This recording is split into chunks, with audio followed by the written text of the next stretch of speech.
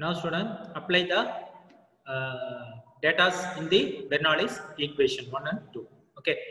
So Bernoulli's equation P1 by rho g plus V1 square by 2g plus Z1. This is for section 1, and P2 by rho g plus V2 square by 2g plus Z is the section 2. Here what are the unknown values? P1 is given in the question, and rho g 1000 into 9.81, and V1 is 0.177. We calculated previously, divided by 2g plus what is Z1? Z1 is the 10 by 3 or 3.333 as in the previous. And P2 by rho g, P2 value we don't know, that only we have to find. Rho g is 1000 into 9.81 plus V2 square by 2g.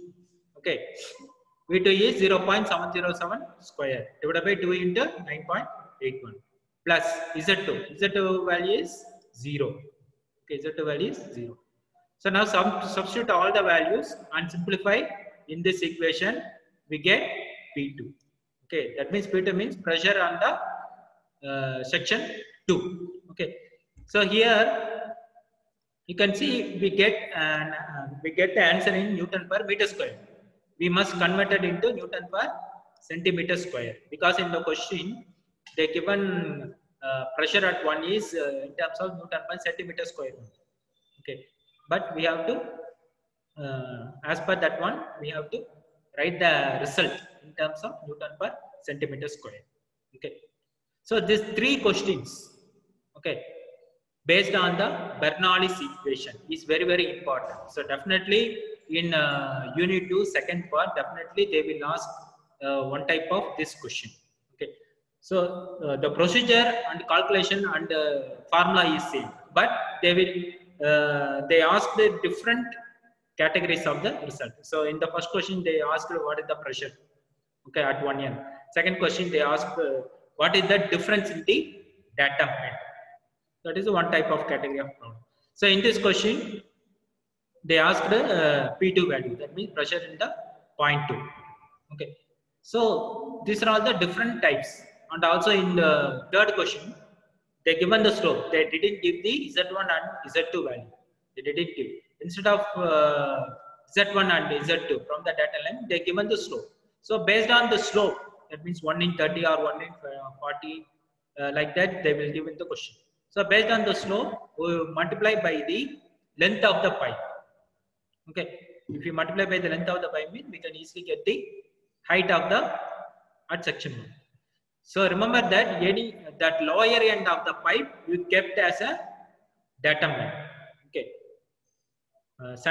lower end central line of the pipe you kept as a data line. So Z2 is equal to 0, Z1 is equal to that 10 by 3 or 3.33. So in second unit, these three problems are very, very important. Definitely they will ask. So next we will move to the next chapter. Bernoulli's equation for real fluids. What is this? See, we already seen Bernoulli's equation. Now what is this Bernoulli's equation for real fluids? Okay. So we seen Bernoulli's equation based on some assumptions. What are the assumptions? The fluid is ideal, the fluid is non-viscous, and the fluid is incompressible. Okay, fluid is incompressible. So based on these assumptions only, we derive the Bernoulli's equation from the Euler's equation. It is, but in this case, Bernoulli's equation for real fluid means, see, all the fluids in the world having some viscosity. If you take water, if you take honey, if you take castor oil, or if you take any type of liquid, okay, lubricant oil. So all the oils or water, okay, all the liquids or fluids having some viscosity. So it is not applicable directly in case of real fluids. So we discussed various assumptions during the deriving the Bernoulli's equation, such as fluid will be ideal, non-viscous, and incompressible. These are the major things. Okay. In reality, but means in practical life, all the real fluid will be viscous. all the real fluid will be viscous and will surely offer some resistance to flow. What is this? Okay, what happened due to this viscous and some resistance to flow? So what happened? Therefore, there must be some losses in the fluid flow. What is mean by losses? Losses means a loss of weight. Suppose if you take a pipe having 100 meter length, assume the pipe length is 100 meter length. So at that pipe, the material is galvanized iron, GI pipe. So at one end, water is flowing in the pipe, on the other end is water is delivering. Okay, inlet and outlet. Okay, so at starting end, the head is around 10 meter. Assume that it is 10 meter, and the discharge is 5 meter cube per second.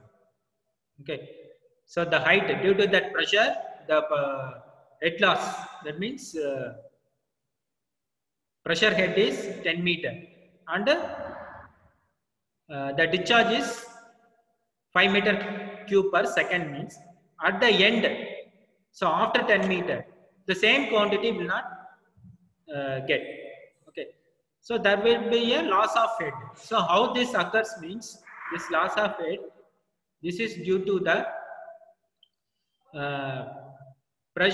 this is due to the friction inside the pipe.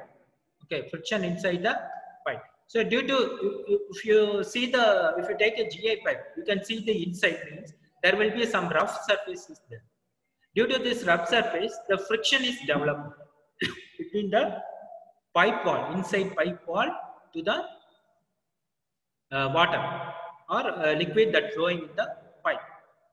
Okay, so due to this, some of the head losses occurs. That mainly that in GI pipe, frictional head losses occur. Frictional head loss is the major head loss. So due to this head loss, what happened? We can't get the same quantity. That means same discharge of water in the after 100 meter length of the pipe. So the discharge will get reduced. Okay. Due to this discharge and pressure, the head loss, that means the pressure head also reduced. So initially it is 10 meter, means after that it will come into 9 meter or 8 meter because of the friction. Okay, so there must be some losses in the fluid flow, and we will have to consider these losses also during the application of the Bernoulli's equation. So this head loss also we have to incorporate in the formula in case of real fluids. So how to incorporate? So let us see the next. So now you can see here, therefore Bernoulli's equation for real fluid between 2 points could be mentioned below. What is that one means? So if you take that 100 meter pipe, at one end that is 0 meter, after that second end is 100 meter. This is for at 0 meter. So P1 by rho g plus P1 square by 2g plus Z1. At 100 meter, after that the total head is P2 square by, sorry, P2 by rho g plus P2 square by 2g plus Z2. Okay, so we have to include an additional term plus HL. This is nothing but frictional head loss or loss of head due to friction. Either we can say it is called frictional head loss or loss of head due to friction. Okay, so finally, suppose in the question they will ask what is the frictional head loss? HL means first calculate for loss total head for section 1 and total head for section 2. Okay, so the section 1 total head minus section difference between the section 1 and section 2 total head, which gives the head loss. Okay, so this is the Bernoulli's equation for real fluids. If ideal fluid means this HL will not come. If real fluid means we have to include this HL. So you have to read the question very carefully, whether they given a real fluid or ideal fluid. If real fluid means you have to include this HL. If ideal fluid means we won't write this HL.